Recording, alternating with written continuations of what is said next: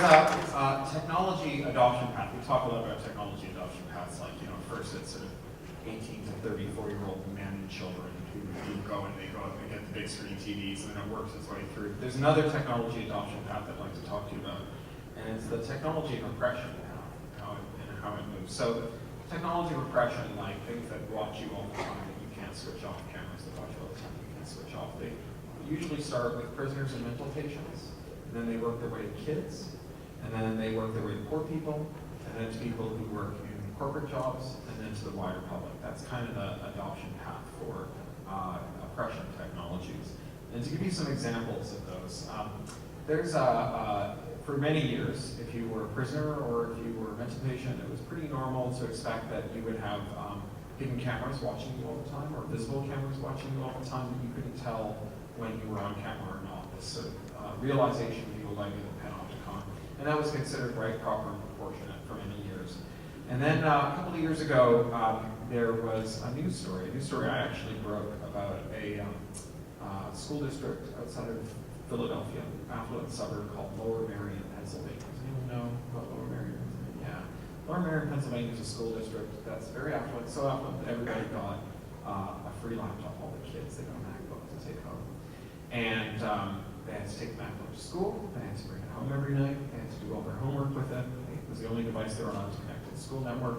It was a mandatory piece of technology. What the school administration didn't tell them was that these had been gimmicked so that the school administrators could turn on the cameras in the MacBook without turning on the little green light that tells you that you're being watched. And they used that to secretly photograph the students and their families. And the way that this was found out was that a student was called in the principal's office. The student had a long-running dispute with his principal. And the principal said, essentially, I got you now, got you this time. You're taking drugs. The kid said, I don't take drugs. What are you talking about? He said, if you don't take drugs, what about this? He handed the kid a printout of a photo of himself in his own bedroom the night before, taking what looked like a pill. The kid said, well, first of all, that's not a pill, that's a Mike and Ike's candy. And second of all, how did you get a picture of me in my bedroom? Well, it turned out this principal had taken thousands of photos of this kid, awake and asleep, dressed and undressed, without his family, all without his knowledge, and not just this kid, but many other kids. And when this happened, a lot of people went, my goodness, what an aberration. Surely this horrible thing will never happen again. So this month, the Federal Trade Commission settled with 7 rent-to-own companies and a software company also from Pennsylvania. Something about surveillance technology in Pennsylvania. I think it's because the Panopticon came out of Quaker tradition, maybe. Another Pennsylvania software company settled with them, and rent-to-own companies for maybe young people who haven't experienced them directly. They're companies that will rent you space that you can't afford to pay cash for up front, and after a long number of months, that becomes yours. But it's a very inefficient way to buy things. By the time you paid it off, you could have bought it 2, 3, 5, 10 times over. So in the long run, it's a very expensive way to buy things, and it's really some of those poor and vulnerable people who use rent-to-own services by and large. So this company, they were renting to own laptops. These companies, these 7 companies, were renting to own laptops. And they wanted to make sure that people who rented laptops didn't abscond with them without making payments. And so they wanted to put like a software LoJack in them so they could track them. And this software LoJack let them work the camera without turning on the light, let them work the microphone without any outward indicator, let them watch all the keystrokes, log all the passwords, log all the files on the hard drive, and capture the screen.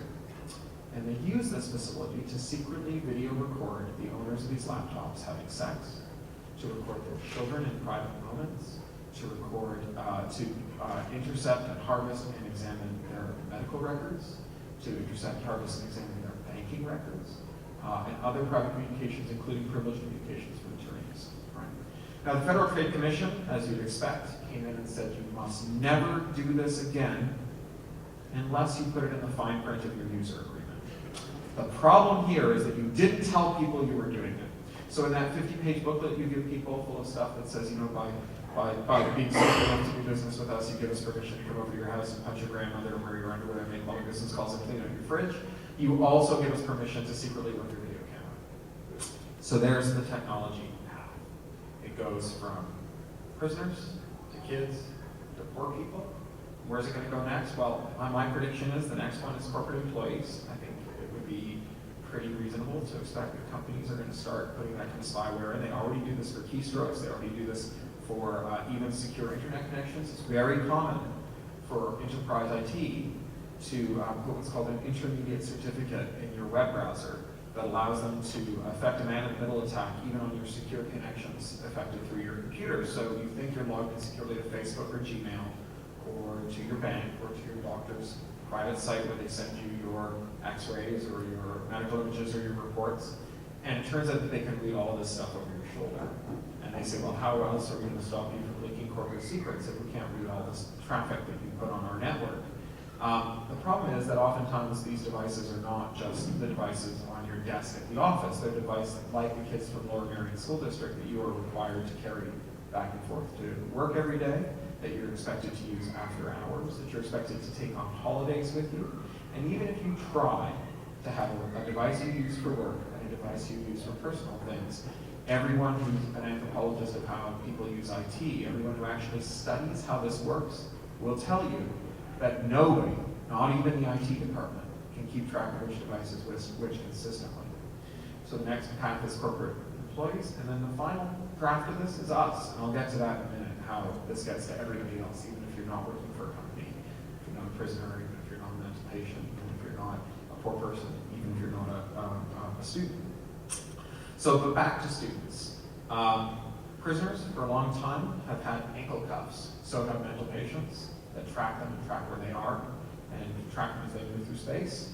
Latest round of this stuff, Texas public schools that require their students to wear radio beacons that track them as they move around the school.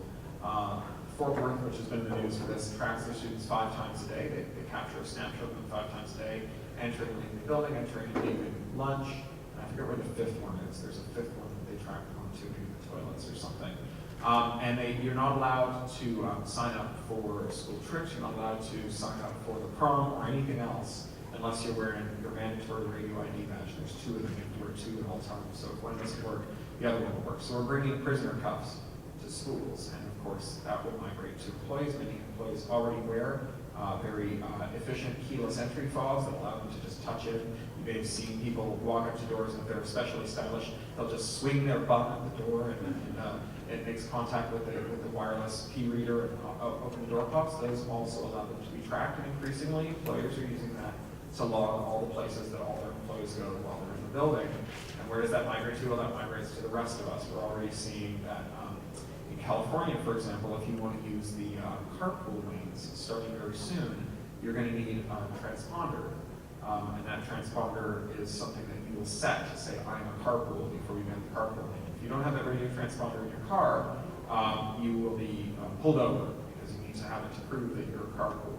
Well, those transponders basically work all the time. We already know that the California Highway Patrol has used other transponders, the ones used for toll booths, to keep track of people even when they're not in toll booths without their knowledge, just to keep track of all the places that all the people go all the time, just in case, because you never know. So we're moving, again, towards mandatory ID for individuals. Now, we live in a world made of computers. Everything we do today involves the internet. Everything we do tomorrow is going to require the internet.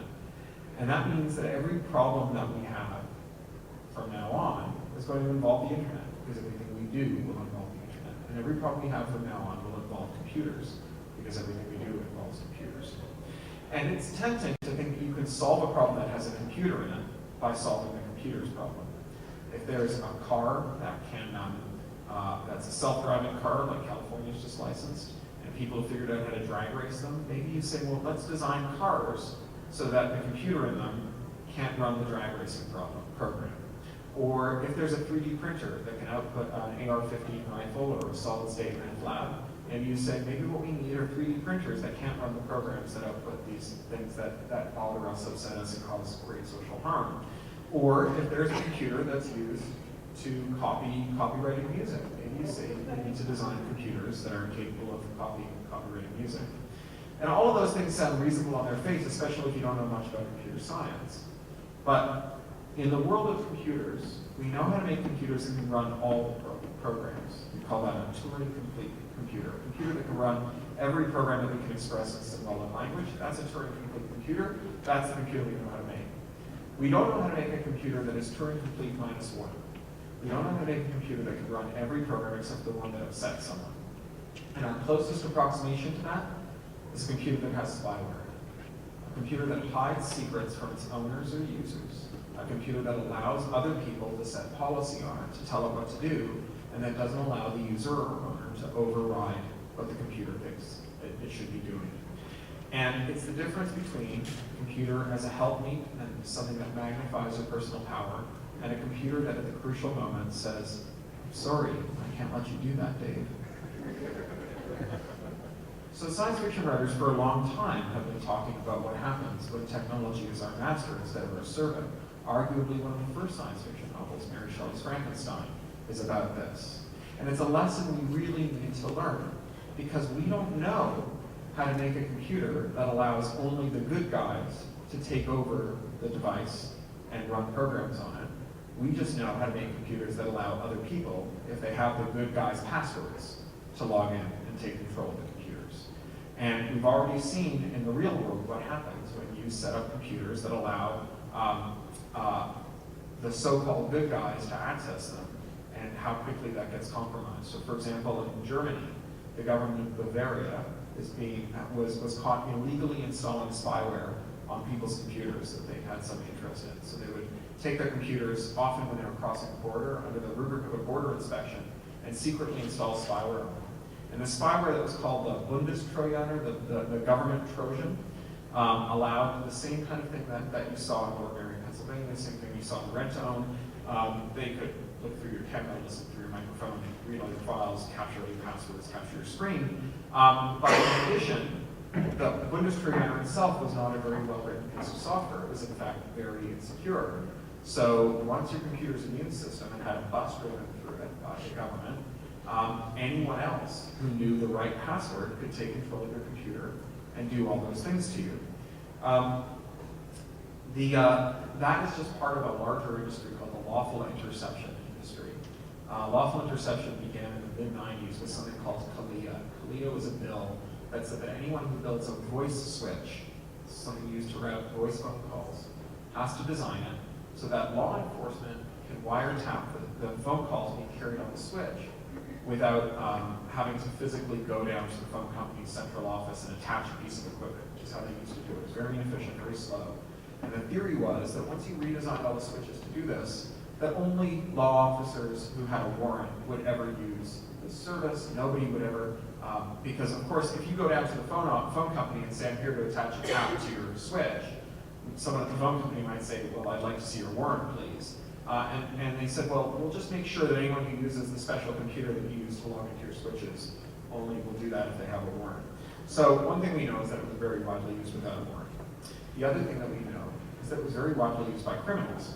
The Solaris box that AT&T used to run its lawful interception for its network in the 90s was compromised by lots and lots of different people, so many that we don't in fact know how many compromised it. Because the difference between a switch that's designed to allow no one to break in and secretly monitor it, and one that's designed to allow someone to do it, is an enormous difference. It's like the difference between a lock that's designed only to let the person who has the key in, and a lock that's designed to only allow the person who has the key or the superintendent in. Because once you've got a master key that opens all the locks, the lock has an enormous vulnerability. That CALIA has actually infected all of the switches around the world, because anyone who makes a switch wants to make it capable of being used in the United States. And so all the switches everyone uses in the world, even in countries where they don't have a wiretapping law like this, already have this. So during the run-up to the 2008 Olympic bid in Greece, although Greece has no lawful interception law, their switches all had the lawful interception function on them. They've been switched off on all their switches. Somebody turned it on. We don't know who, but that person listened in on the prime minister, government, and all of the highest ranking officials in the Greek government through this lawful interception switch.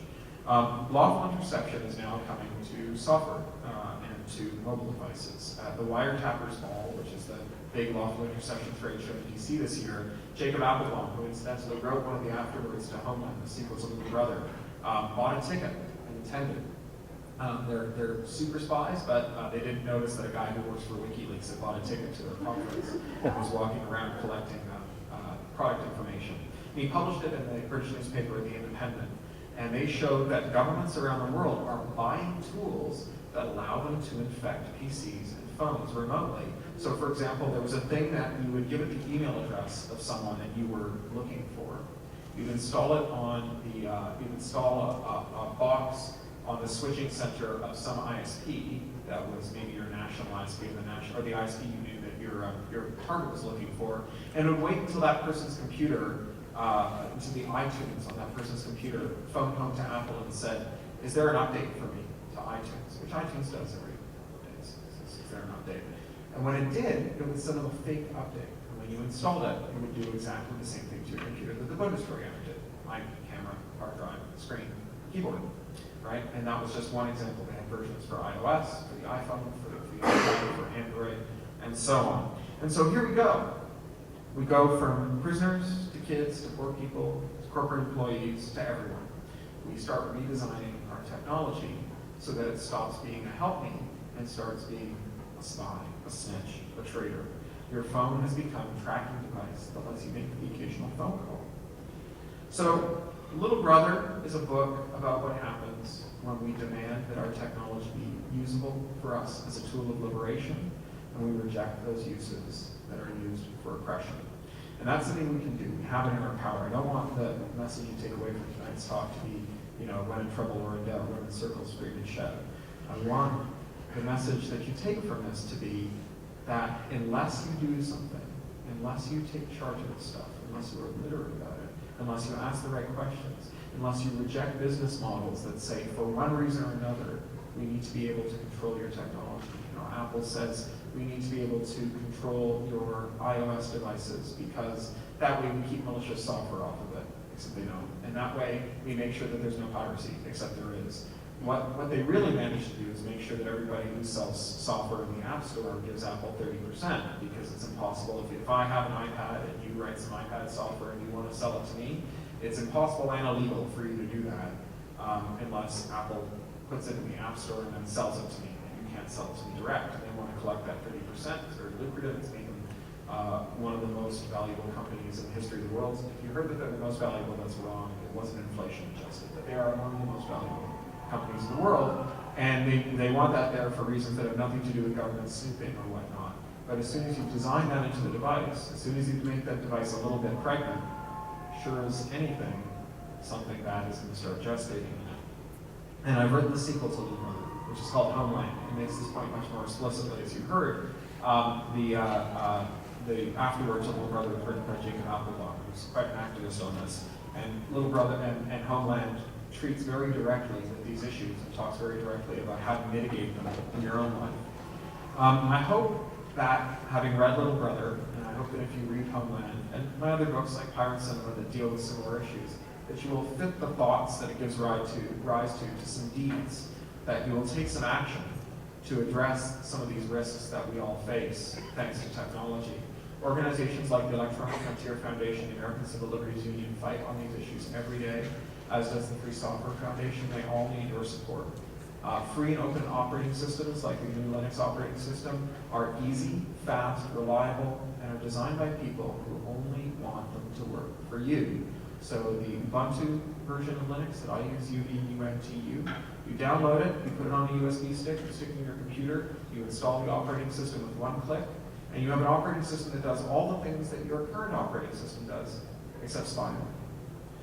So I hope that you will take this message to heart. I hope that you'll start thinking more actively about your technology, and that you will help all of us who care about this stuff in the cycle that comes ensure that technology is something that helps us and magnifies the power that we have to look out for our own interests and to look out for each other's interests, and takes away the power of creeps and spies and authority figures and control freaks to spy on us and put us in digital shackles. So thank you very much.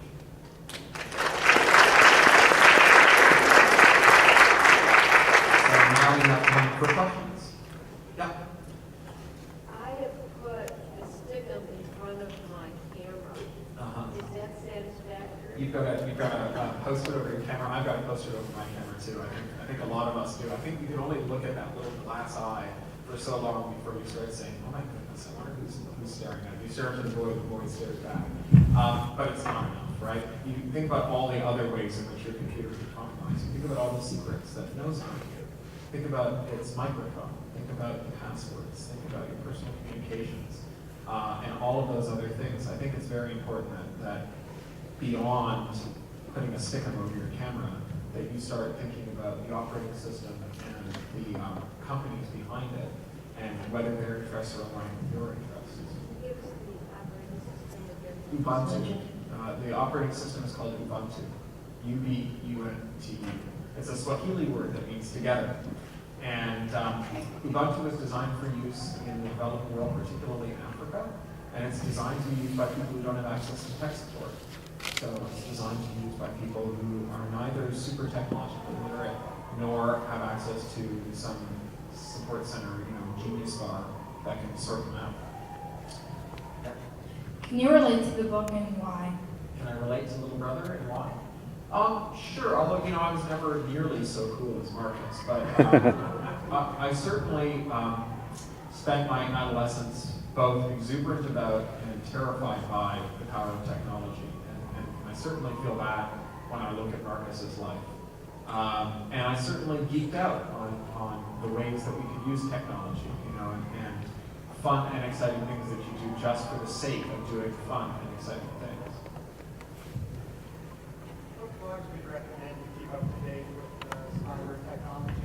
What blogs would I recommend? I'll just repeat the questions if you don't get to my time. That's okay. I mean, if anyone wants to come out and get the mic, but I can repeat questions too for the camera and for everyone else. So what blogs would I recommend to keep up to date on this? I like Schneider on security. It's very good. Bruce Schneider's blog, we wrote the afterword to Little Brother. I like the Electronic Frontier Foundation's blog, Deep Links. I think that Ars Technica does a really good job on this, so does Hector. And Brian Krebs, K-R-E-B-S, is a very good security writer, particularly if you want to know about what the Russian mafia is doing with carding, stealing credit cards, and ATM skimmers. He's pretty awesome at the ATM skimmers. Basically, if you read Brian Krebs' blog for a month, you will never use an ATM again. Yep. How do you know if you're being spied on? How do you know if you're being spied on? I don't know. I think that's the thing that's freaky about being spied on. And in fact, when we look at the Panopticon, during Jeremy Bentham's idea for the perfect prison, I mentioned that Quakers were behind Panopticons, and that was a bit of a joke, but it's true. Jeremy Bentham, this Quaker, said that the way we could rehabilitate people was to put them in a prison where they never knew if they were being watched. And so you design a prison so that the guards could look into all of the cells and to see every corner of every cell, but the people in the cells would never know if a guard was looking in. And as a result, everyone would behave very well all the time when you actually find them to that people. They go insane. The horror of the Panopticon is that you never do know if you're being watched, unless I think you have some sense that your technology is under your control. I don't think it's enough to say, well, who would ever want to spy on me? As we saw with the Lower Merion School District, as we saw with the rent-own companies, and as we've seen with general spyware that's infected lots of computers, sometimes you're spied on because some very powerful entity, a criminal syndicate, a government, a police force wants to spy on you. But those techniques that they use to spy start off as sophisticated, what are called advanced persistent threats that you need to be a super genius hacker to implement. And their destiny, curriculum at schools, starting maybe in the 5th grade, would be about figuring out who's watching you on your computer, figuring out how to stop them from watching you, figure out how to encrypt your communications, figure out how to use secure proxies, figure out how to bust out of sensor walls, figure out how to do all those things that if we actually taught kids how to do, we'd have a CDA nightmare. Because that's the only way we're going to equip them with both the intuition and the life skills necessary to go on to be private in the world. And parents can do a little of it at home, especially if you don't opt into the crazy, creepy spyware technology, which you shouldn't, because those companies are awful. Those companies make most of their money in repressive regimes in the Middle East, and then they repackage their software for helicopter parents. And that's just nuts. I mean, one of them was actually not only doing that, but harvesting chat conversations from kids and selling them to marketing companies. and it was in the fine print, right? So we will keep your kids safe, and we'll also spy on all the things that they say to their friends and sell the information to marketing companies. So you shouldn't, because that software is creepy, and your kids will figure out how to break it anyway, and then they won't tell you, and you won't be able to help them keep them safe, and they'll do things like grab random proxies on the internet and use them, and hand all of their information to some stranger for God knows where, doing God knows what with it, and more and more. So you really need to be a partner of theirs in this venture and not an adversary of theirs in this venture. A great model for this is a program called DEF CON Kids. And DEF CON is the big hacker conference in Las Vegas. It's the oldest hacker conference going. It's about 20,000 people. It's pretty amazing. And DEF CON Kids is a program run there for 9 to 16-year-olds. And it was keynoted this year by the head of the NSA. My daughter, I was there giving another keynote at DEF CON. My daughter, who's 4.5, came with me. She attended a lawn picking workshop there. Moxie Marlinspike, who's a very legendary hacker, explained how attacks on near-field communications, the thing where you just touch your phone to another phone to transfer data works, and how to keep safe there. More and more. I mean, there's just a ton of this great stuff. And it was all about teaching kids how the security works, because they love it, because it's cool to understand how this stuff works. And then showing them how to make it work for them, how to keep themselves secure, how to think well about security. You got one of those Ubuntu installed on your own personal computer? Yeah, I do. I use Ubuntu. I've used nothing but Ubuntu since 2006. And it works great. I use a ThinkPad. I just download it to a stick, plug it into my computer, click once to install it, and then what's great about it is all the software for it is also free and open. And what that means is that when you get a new computer, you just